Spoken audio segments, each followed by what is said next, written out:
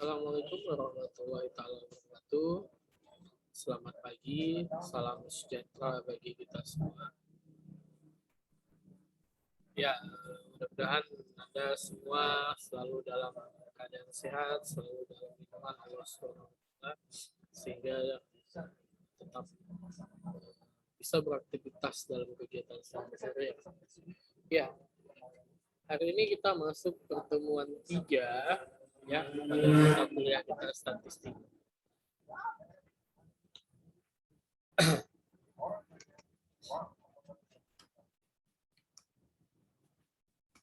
Saya sudah siapin materinya. Pada topik kali ini atau pada pertemuan kali ini kita bicara mengenai konsep distribusi frekuensi ya.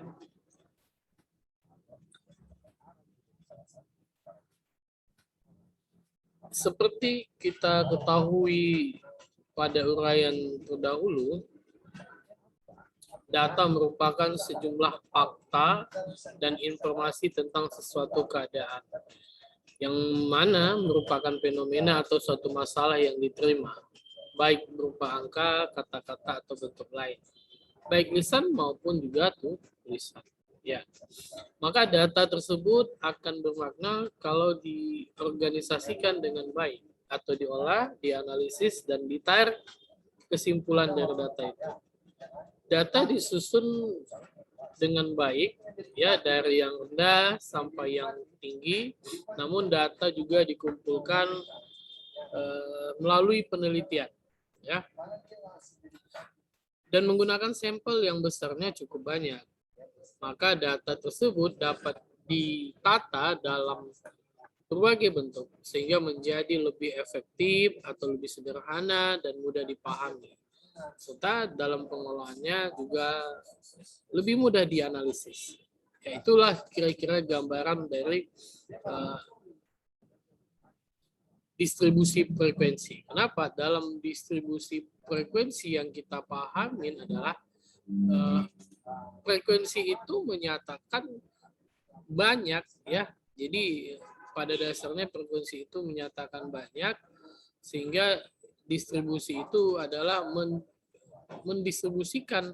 Jadi kalau dengan data yang banyak tadi, ya ada data-data yang banyak, maka harus kita lihat sebaran frekuensinya, ya melalui apa? Ya tentu data ini kita kumpulkan ya, data ini juga kita kumpulkan. Oke.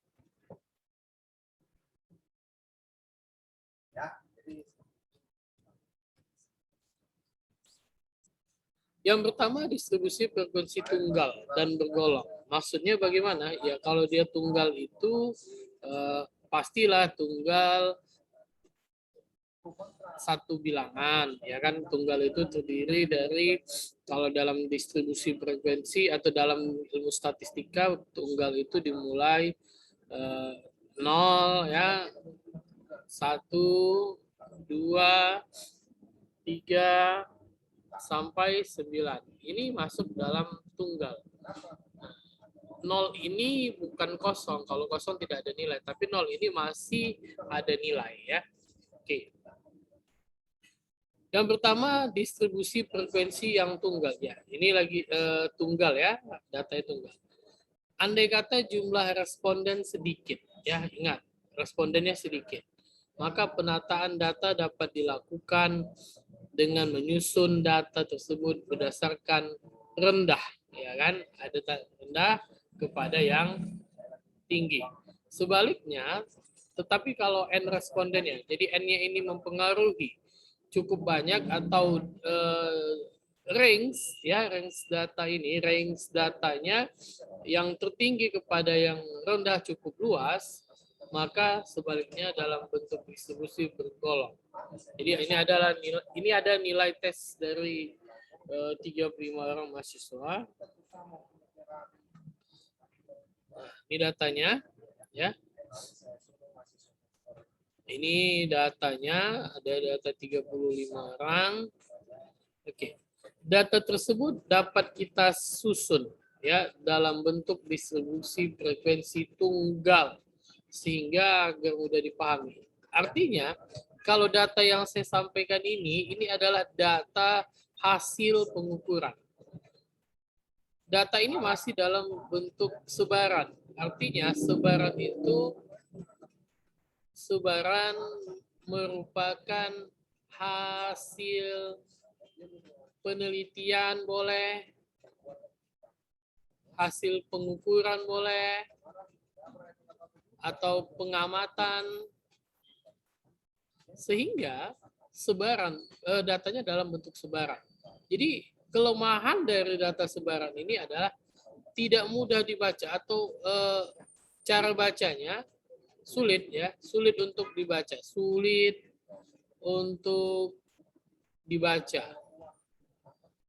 Ya kan? Kenapa? Karena bingung nih, 3,5, ini 3,25, ini siapa juga nggak tahu. Ada berapa 3,5 nggak tahu.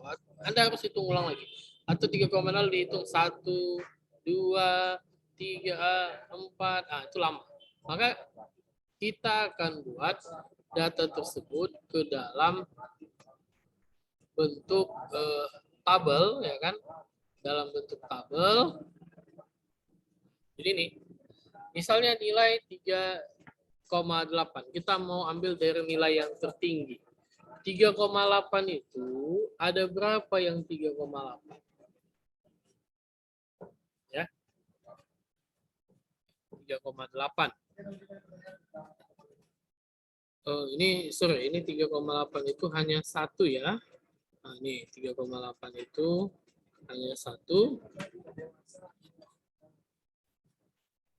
Ini 3,8. Jadi ini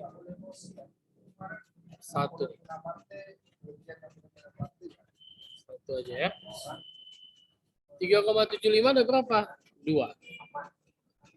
Duanya mana? Ini satu. Ini satu lagi yang kedua. Jadi ada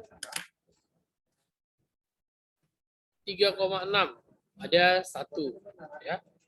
3,6 ada satu. Oke. Mana 3,6-nya? Nih.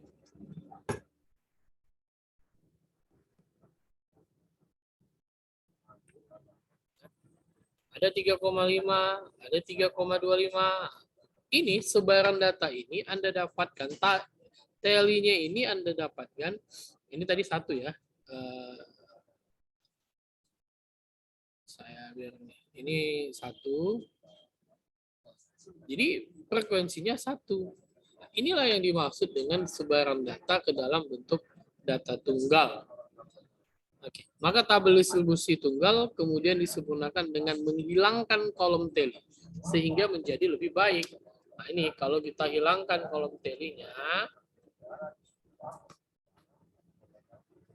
ya, kolom tally tadi kalau kita hilangkan, nah, jadi ini dia datanya 3,81, 3,752.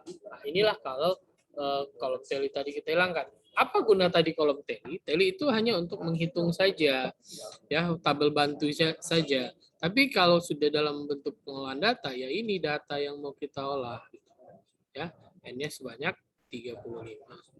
Oke, dari data di samping dapat dikatakan bahwa 5 orang atau 14,28% dinyatakan tidak lulus dalam mata kuliah statistik, sedangkan sebanyak 30 dari 80,72%. Oke, jadi ada yang tidak lulus gitu kan. Nah, kalau dilihat berdasarkan standarnya. Oke, baik. Saya lanjut. Yang berikutnya distribusi bergolong, ya. Maksudnya bergolong itu bagaimana? Maksudnya bergolong itu adalah apabila jarak, ya, nilai atau skor terendah dengan tertinggi cukup lebar, ya, dan n sampel cukup besar, maka sebaliknya peneliti menggunakan distribusi bergolong. Langkah pertama adalah cari dan tentukan skor tertinggi dan terendah pada data yang akan disajikan. Langkah kedua adalah cari selisih, ya. Kita akan cari selisih antara skor tertinggi dan terendah. Yang berikutnya, tentukan banyak kelas interval yang akan digunakan dengan menggunakan rumus Sturges. Ya, ini rumus Sturges ini kita pakai K sama dengan 1 tambah 3,3 log N. Itu pakai Sturges. Yang berikutnya, jumlah kelas interval sebaiknya antara 5 sampai 15. Lalu langkah keempat, nilai atau skor terendah sebagai awal kelas interval pertama dan seterusnya. Yang terakhir, susunan format sesuai dengan yang dibutuhkan. Tally data dan kemudian sempurnakan tabel sehingga menjadi lebih baik. Oke, ini contohnya. Jadi kalau ini datanya, ya ini sebaran data pengukurannya. Oke. Pada data pengukuran ini ada data tertinggi dan ada data terendah. Ya. Dari data yang tertinggi ini kita lihat 149 data yang tertinggi. Data yang terendah itu 75. Nah, oke. Baru skor tertinggi 149 atau skor terendah 75. Maka N sama dengan 30 ya. Hitung 1 2 3 4 5 6 7 28 ya pas 30. Oke. Next. Banyak kelas interval ya. Banyak kelas interval. Kalau kita lihat nih, banyaknya kelas interval ini kita gunakan tadi rumus yang ini, Sturges tadi, K sama dengan 1 tambah 3,3 log N. 1 tambah 3,3 kali 1,4 log N, log 30 ya. Nah, nih. Jadi 1 tambah 4,87 atau 5. 5, sekian nih. Atau kalau 5,87. Nah, kita bulatkan jadi 6. Sehingga interval datanya 149 dikurang 75 bagi 6. Maka kalau kita bulatkan 13. Bentuknya bagaimana? Bentuknya distribusi bergolong IQ yang pertama. Jadi seperti ini. Nah, kalau kita gunakan tally tadi, nah, jadi nilai 140 sampai 153. Nah, ini mau dari yang tertinggi boleh, ini tertinggi sampai terendah nih. Itu yang dari yang terendah ke tertinggi boleh, ada persoalan. Nah, berapa selisih 140 dikurang 153? 13 ya. Nah, ini kita lihat tadi 13 itu dari mana? 13 itu dari sini tadi. Kita sudah cari intervalnya. Ya, nilai tertinggi ya atau skor tertinggi dikurang skor terendah. Jadi 149 dikurang 75 baru dibagi 6. 6 itu dapatnya dari mana? 6 itu kita dapatkan dari rumus ini. Oke. Ya. Ini kalau dia pakai tally. Ini tally-nya untuk alat bantu saja ya agar kita tahu di tally ini kita tahu berapa banyak atau berapa data yang ada. Artinya range dari 140 sampai 153 itu ada 2. Range 127 sampai 139 itu ada 5. Nah, range-nya dari 114 sampai ke 126 itu ada 12. Range 101 sampai 113 itu 2. Inilah gunanya tadi telinya. Oke, selanjutnya kalau telinya kita buang, bentuknya jadi seperti ini. Ya, kalau telinya kita buang, bentuknya jadi seperti ini. Ini namanya data berkelompok atau berganda, ya kan? Nah, jadi ada 2. Kalau tadi ada data berkelompok dan ada data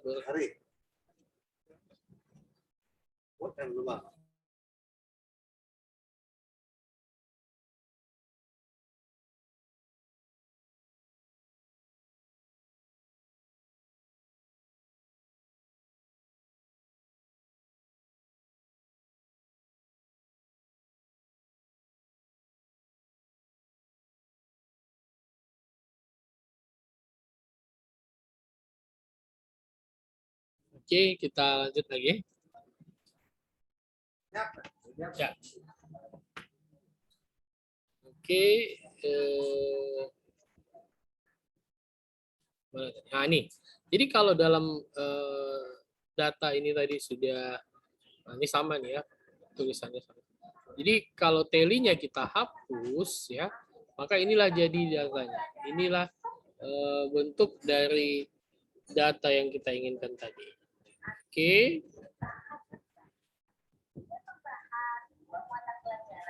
Selanjutnya akan kita lihat frekuensinya yang B. Ini distribusi frekuensi yang absolut dan relatif.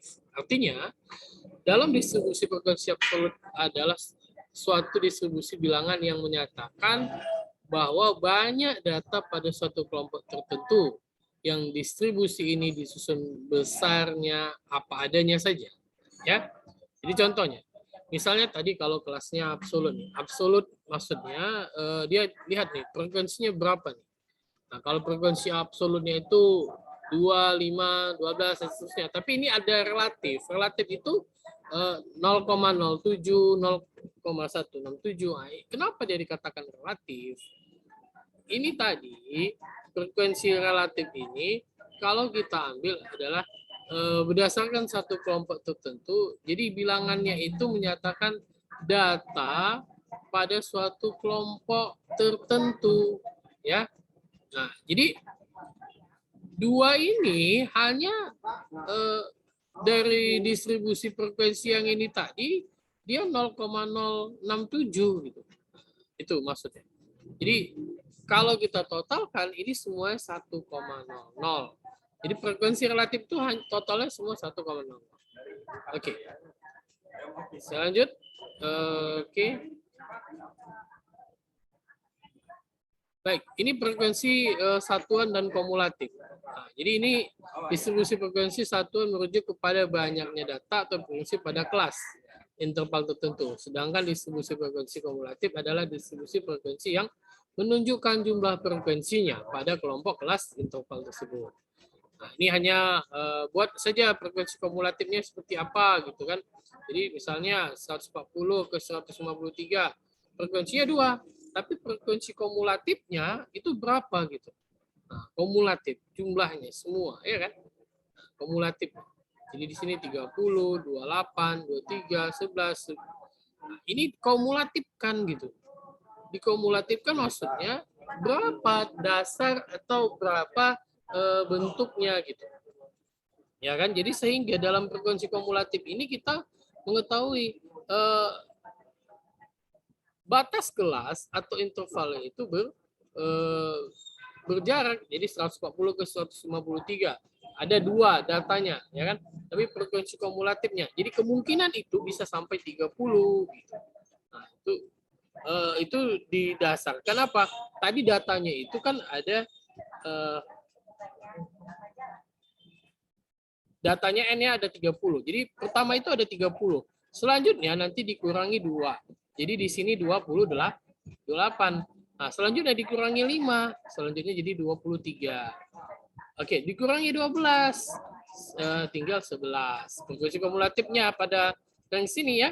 Dikurangi 2, tinggal 9.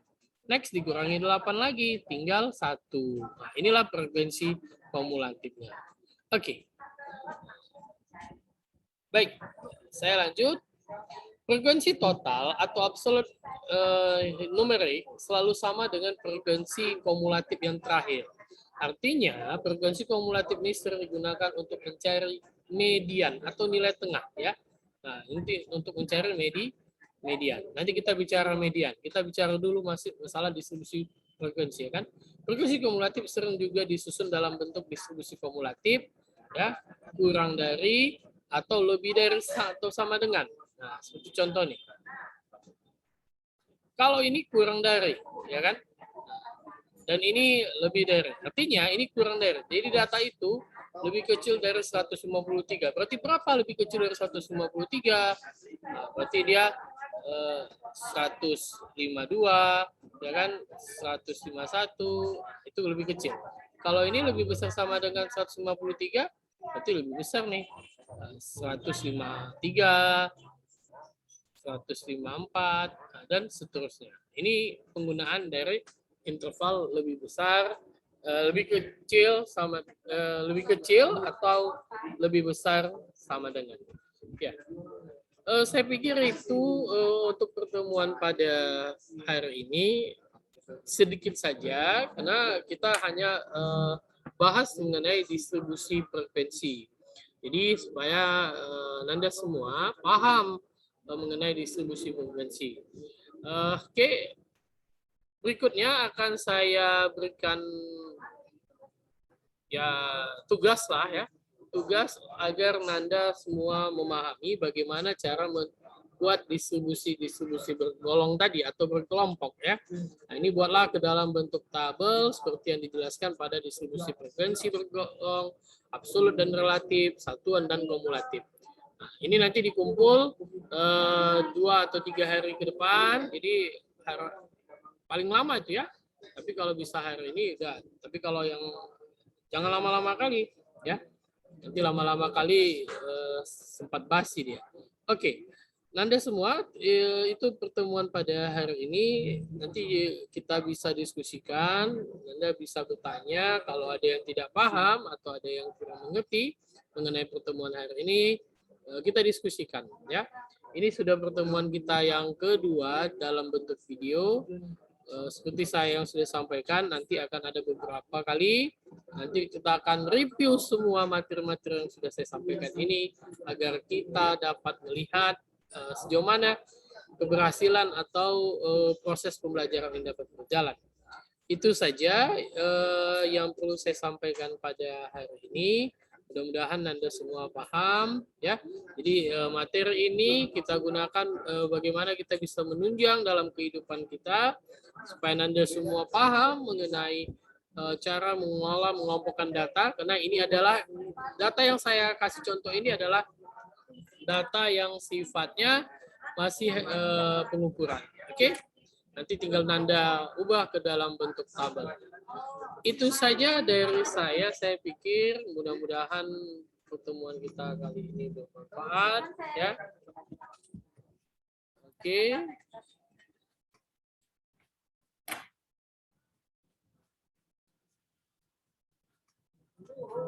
Ya, itu aja dari saya. Terima kasih saya ucapkan kepada Nanda semua, mudah-mudahan selalu sehat, selalu dalam lindungan Allah Subhanahu wa taala. Dimudahkan semua segala aktivitasnya, tidak ada hal yang kurang ya kan.